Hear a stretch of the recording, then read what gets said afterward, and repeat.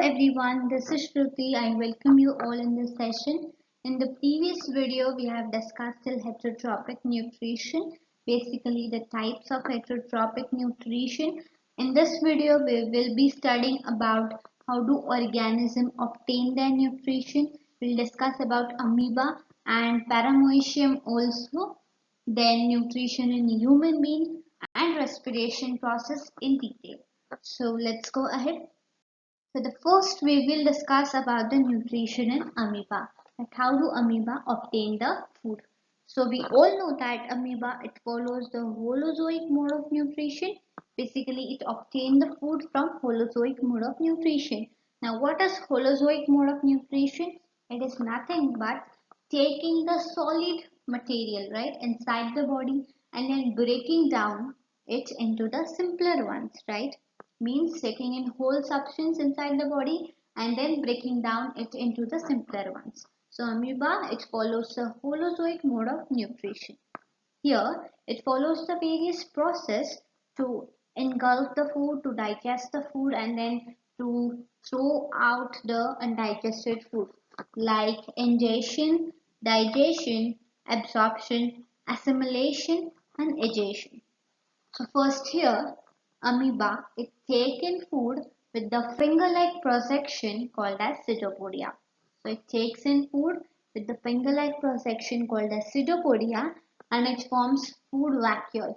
As it fuse over the food particle, it forms the food vacuole and inside the food vacuole, the complex substances. So basically there are complex substances which need to be broken down into the simpler ones. So inside the food vacuole, this complex substances, it breaks down into simpler ones and which then diffuse into the cytoplasm. The digested fuel, the digested particle or digested material, it diffuse into cytoplasm and the undigested food is moved at the surface of the cell and then thrown out, or you can say discarded outside the body, right? As amoeba, it is a single cell organism. There must be a cell. A cell must be in the direct contact with the surface, right? And so the complexity of organism increases, different parts become specialized to perform different functions. So we have seen this, the process that is ingestion, digestion, absorption, assimilation and egestion, right? The similar example is of unicellular organism which is paramoecium. It is also known as the slipper animal, which is a unicellular organism. In it, the cell has definite shape. We have seen in amoeba, it does not have any definite shape, but in paramoecium or you can say sleeper animal, it has a definite shape.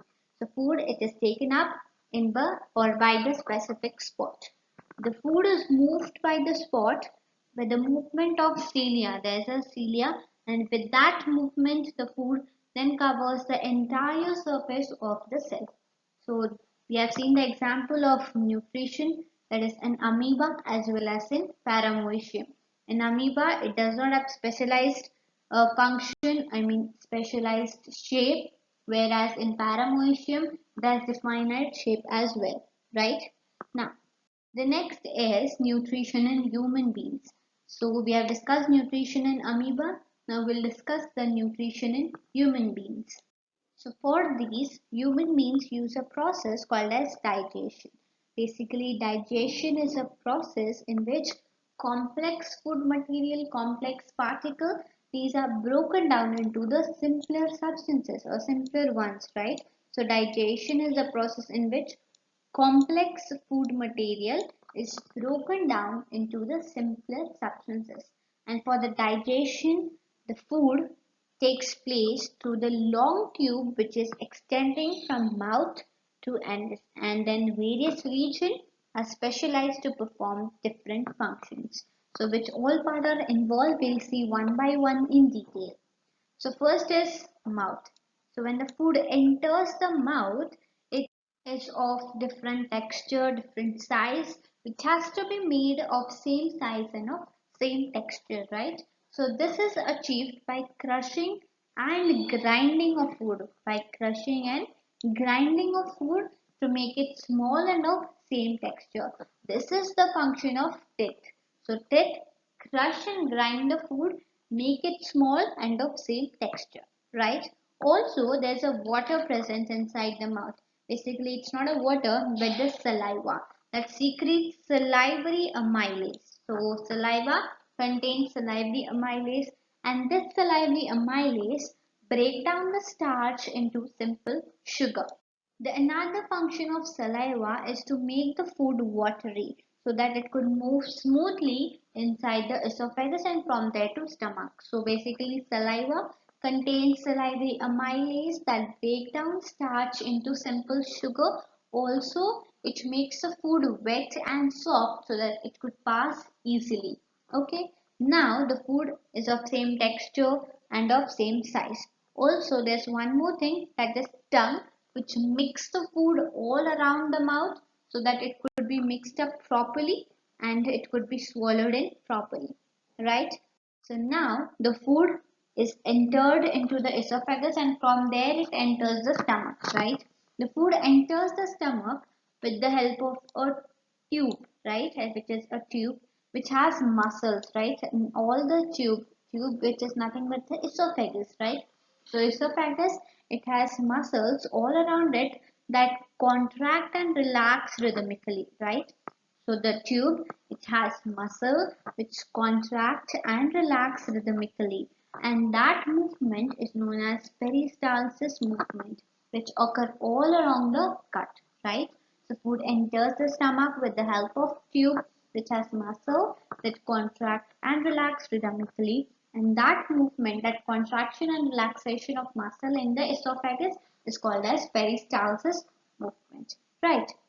Now, when we swallow the food, it has a chance of getting in inside the windpipe also, right? So, to prevent this, there's a leaf-shaped flat structure which is called as epiglottis that prevent the food from entering the windpipe and lungs. So, there is a leaf-like leaf-shaped flat structure which is called as epiglottis, right? It is present in the throat, which closes the windpipe when food enters, right? So as to prevent the food from getting inside the windpipe and lungs while it stands open during breathing, right? Now, from the esophagus, the food transferred through the stomach.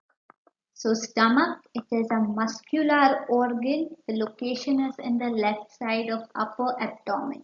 It receives the food from the esophagus. As the food reaches the end of esophagus, it enters through the stomach through a vascular valve, which is also known as lower esophageal sphincter, right? So food enters from esophagus to stomach by this sphincter muscle, right? Now, the location of stomach is in the left side of upper abdomen. This is clear. Next, the digestion in stomach, it is taken care by the gastric gland, right, which secretes the gastric juices. It is present inside the walls of stomach. This releases three things, that is hydrochloric acid, pepsin as well as mucus. Now we'll see the function of each one of them in detail. So first it secretes hydrochloric acid. Here, the hydrochloric acid, it creates an acidic medium which facilitates the action of enzyme pepsin. So basically the first function of hydrochloric acid is that it facilitates the action of enzyme pepsin. Secondly, it kills harmful pathogens, or you can say harmful particles in our food which is present. If any harmful pathogen is present inside the food, then hydrochloric acid, it kills that harmful pathogen or you can say particle when it reaches the stomach through the gastrointestinal duct, right? Now, the second thing so far we have discussed is hydrochloric acid. Now, second is pepsin. So, pepsin is nothing but an enzyme which helps in breakdown of complex protein. So, pepsin, it acts on protein which makes it into smaller unit called as peptides, right? So, this is a function of pepsin. The next is mucus. So mucus basically it has very important function that it is present in the inner lining of the stomach first of all, and it prevents the food. Actually mucus protects the inner lining of the stomach from the action of acid. Which acid?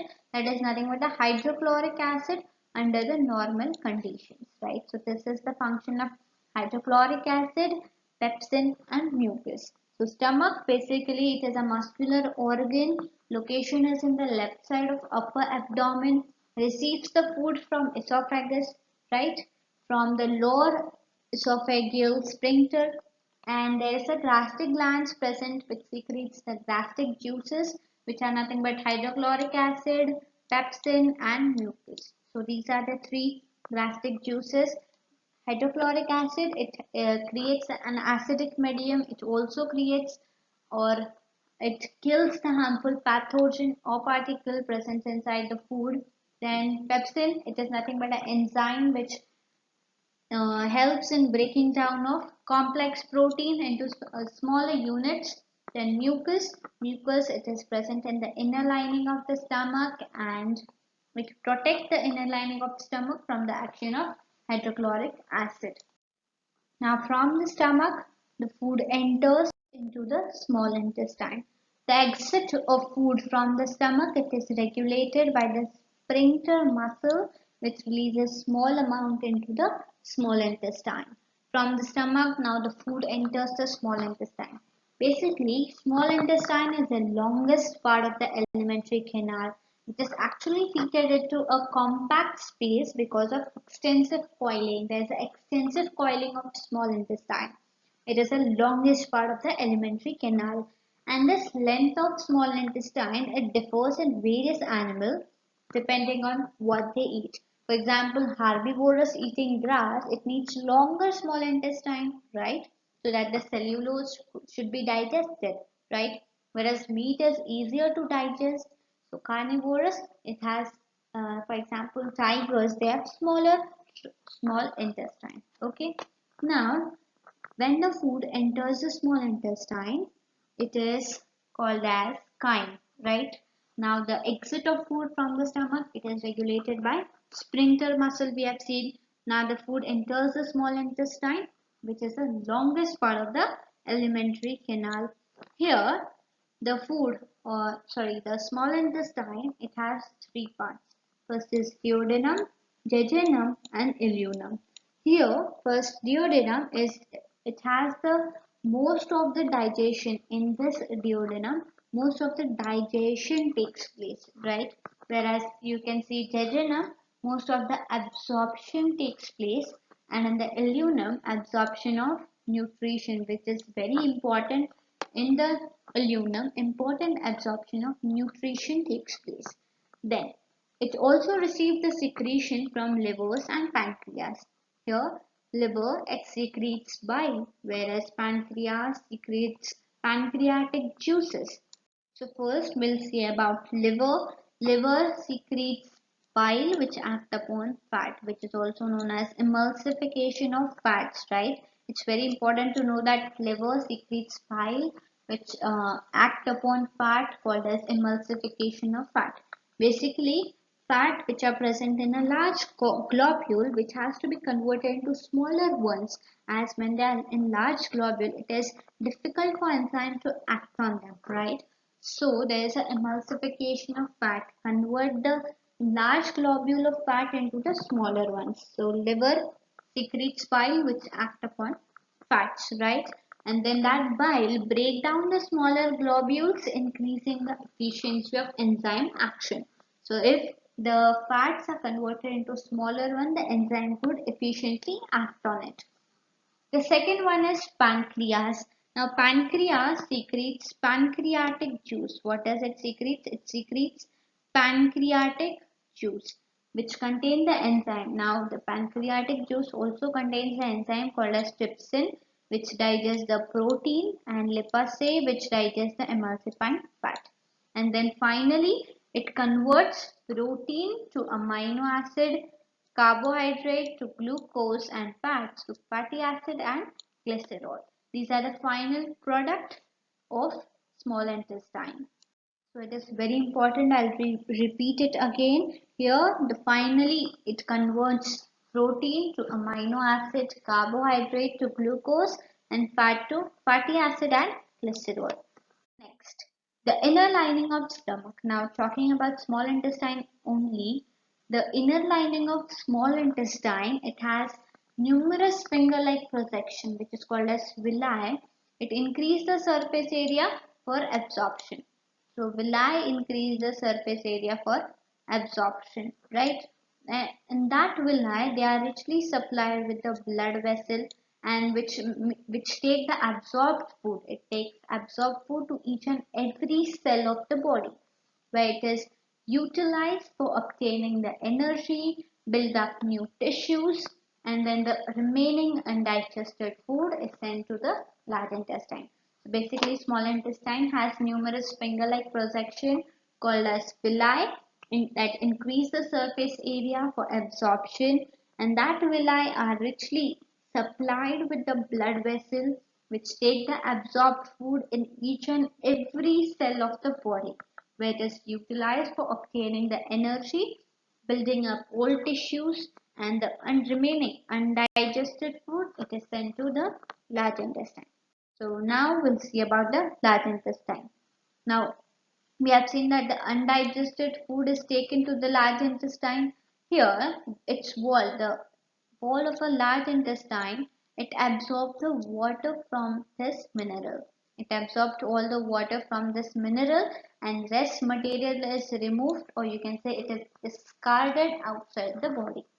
And the exit of water material is regulated by the anal sphincter, right? So here the digestion process is completed. Now we'll discuss about the next process, that is respiration.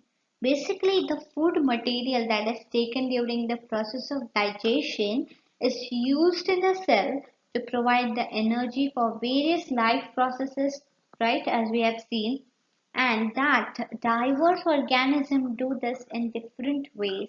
Like for example, some of them use oxygen to break down the glucose into carbon dioxide and water, and some of them use the pathways that do not involve oxygen. In all the cases, the first step is nothing but breakdown of glucose. You can see in the diagram carefully, there is a breakdown of glucose, that is 6 carbon molecule. It breaks down into 3 carbon molecule in the presence of cytoplasm, right? So here the first step involved is nothing but the breakdown of glucose, that is 6 carbon molecule into 3 carbon molecule, and this breaking down of carbon molecule is nothing but pyruvate, right? And this takes place into the cytoplasm, and then these are divided.